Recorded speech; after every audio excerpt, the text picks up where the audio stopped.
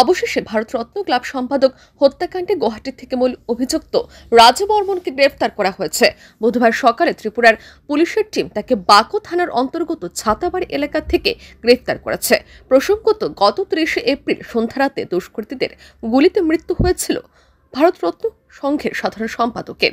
এই চাঞ্চল্যকর ঘটনাটি ঘটেছিল বামুটিয়া বিধানসভার অন্তর্গত শালবাগান এলাকায়।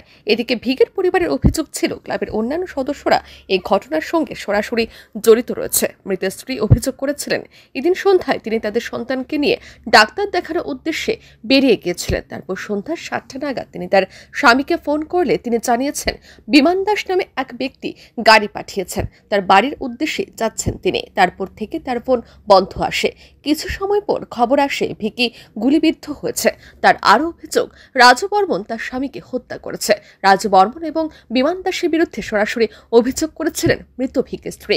এই অভিযোগের ভিত্তিতে তদন্তে নেমেছিল পুলিশ। তারপর পুলিশের তদন্তে দুর্গাপ্রসন্ন দেব হত্যাকাণ্ডের ঘটনায় 3 জনকে গ্রেফতার করে এয়ারপোর্ট থানার পুলিশ।